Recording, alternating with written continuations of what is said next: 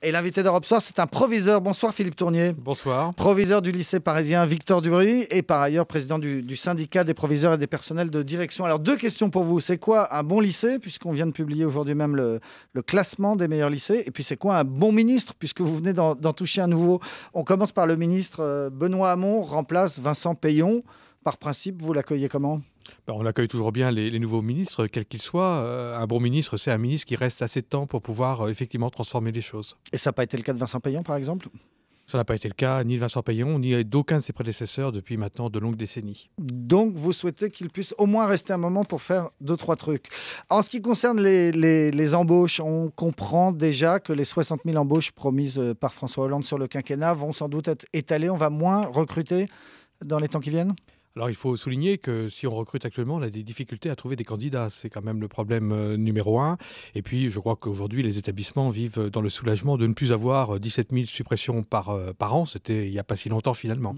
Donc, vous nous dites, c'est pas si important ces 60 000 embauches. Si c'est étalé un petit peu, l'essentiel, c'est qu'on ait arrêté de se séparer d'enseignants.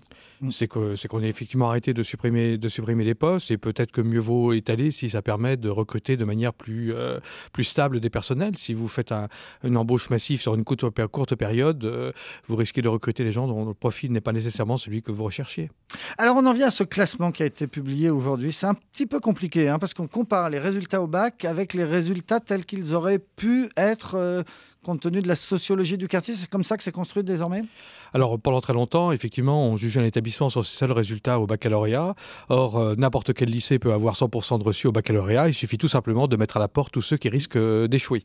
Donc, dans les années 90, c'était Claude Tello, à l'époque, qui a inventé ce système. On a cherché d'autres indicateurs que le seul résultat au baccalauréat.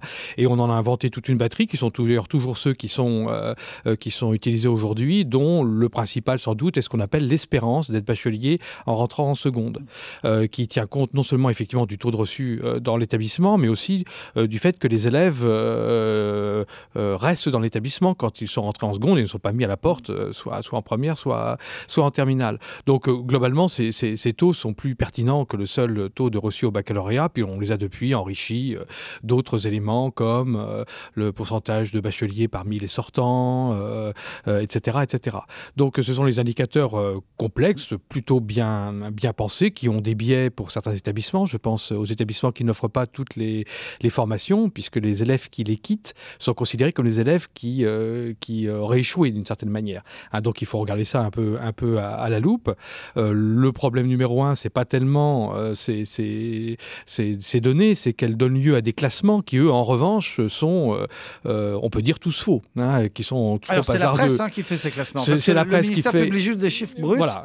Et la presse désigne tel ou tel lycée. On parle cette année d'un lycée à Nice qui aurait des résultats meilleurs que les autres. Ça, vous contestez? Ça dépend ce qu'on prend comme indicateur. On peut classer dans tous les sens et démontrer. Ça dépend les éléments que l'on prend en ligne de compte. Ce qu'on sait, c'est que le classement brut par les résultats, le taux de reçu au bac ne vaut absolument rien et n'est absolument pas significatif. Que dans ce cas-là, d'autres formes seraient plus intéressantes. Mais cet outil n'avait pas été fait pour être classé, pour classer les établissements. Alors certains effectivement agrègent des données de nature différente. Ce qu'on peut dire, et chacun le comprendra, c'est qu'entre un lycée privé sous contrat de 150 élèves qui trie ses élèves à l'entrée et le lycée public de 1500 élèves à côté qui, lui, prend tous les élèves qu'on affecte chez lui, on n'est pas tout à fait dans la même catégorie. Et si on veut comparer les établissements entre eux, c'est pas ces deux-là qu'il faut comparer entre eux. C'est chacun dans la catégorie à laquelle il appartiendrait. Or, ce travail un peu sophistiqué n'est à peu près jamais fait. Ça nous amène en tout cas à la question centrale de la mixité sociale. Vous dites que depuis des années, aussi bien sous Nicolas Sarkozy que depuis le début de ce quinquennat François Hollande, on recule. On recule assurément. C'est effectivement un véritable souci aujourd'hui. Et d'ailleurs, Benoît Hamon, dans une de ses premières déclarations, a insisté sur ces dynamiques tout à fait négatives qui sont actuellement à l'œuvre dans le système éducatif en France, qui ne font d'ailleurs de refléter que certaines transformations de la société française, mais que l'école ne corrige actuellement absolument pas. Ça veut dire que dans les quartiers difficiles, les bons élèves s'enfuient de plus en plus tôt, de plus en plus souvent ?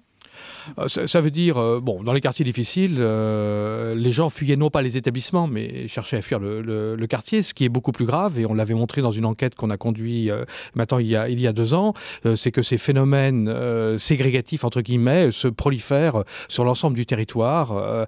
Par exemple, dans les petites villes moyennes, où il y a des collèges sans histoire, eh bien, on finit aujourd'hui par avoir des polarisations des populations sur tel ou tel établissement. Ce qui nous étonne d'ailleurs le plus dans les données statistiques publiées par le ministère sur les lycées, c'est que depuis 20 ans, le ministère de l'Éducation nationale publie des statistiques où il montre que ses propres établissements sont inégalitaires, sans que ça ait l'air de beaucoup le tracasser. De même que tous les résultats de PISA montrent que la France est le pays socialement le plus inégalitaire à l'école, sans que ça ait l'air de beaucoup tracasser nos concitoyens. Donc c'est pour ça que nous disons, nous en tant que personnel de direction, que le sujet numéro 1 aujourd'hui dans le système éducatif français, c'est bien effectivement l'égalité et la mixité. Alors comment on fait? Vous suggérez des solutions assez iconoclastes. Vous ne seriez pas contre, par exemple, des tirages au sort comme on fait en Grande-Bretagne? Non, ça c'était éventuellement un exemple parmi les hypothèses. Ce que l'on dit, c'est qu'il faut avancer.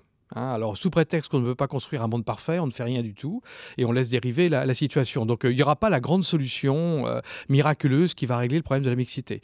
En revanche, sur des territoires, on peut faire mieux qu'aujourd'hui. C'est ce que nous, sans doute, on va proposer. Donc, dans une ville, il y a 2 collèges. Il y en a un qui a une réputation bien meilleure que l'autre. Pourquoi pas organiser des quotas? Pourquoi pas organiser des tirages au sort? Alors, ce qu'il ne faut pas faire, c'est inventer une usine à gaz administrative compliquée et très loin du terrain. Ce qu'il faut déjà, c'est que les 2 établissements, les autorités académiques, peut-être les collectivités territoriales, se mettent autour d'une table pour analyser la situation et voir ce qu'on pourrait faire de réaliste et d'acceptable pour les familles afin de progresser, tout simplement. Ce qui compte, c'est faire mieux que maintenant. Ce n'est pas de régler tous les problèmes d'un coup. Donc, ce mieux, il est différent et on voit bien qu'à Paris, à Châteauroux ou dans le Puy-de-Dôme, la problématique de la carte scolaire n'est pas du tout la même. Donc il n'y a pas de solution générale universelle. En revanche, on peut effectivement avancer. Et avancer, c'est envisager tous les cas de figure. Pourquoi pas effectivement s'interdire d'un certain nombre de solutions, des quotas, d'après les profils des élèves, du busing, comme on fait. C'est quoi le busing? Les bus. C'est déplacer les élèves. Tout doit être étudié. Au fond, à Paris, pourquoi les secteurs des établissements sont définis géographiquement et non pas le long des lignes de transport. Si on les définissait le long des lignes de transport, on aurait effectivement des recrutements hétérogènes dans les établissements. Vous nous dites donc, et on l'a bien compris, innovez, monsieur le nouveau ministre de l'Éducation nationale. Merci beaucoup, Philippe Tournier, d'être venu nous voir. Au revoir.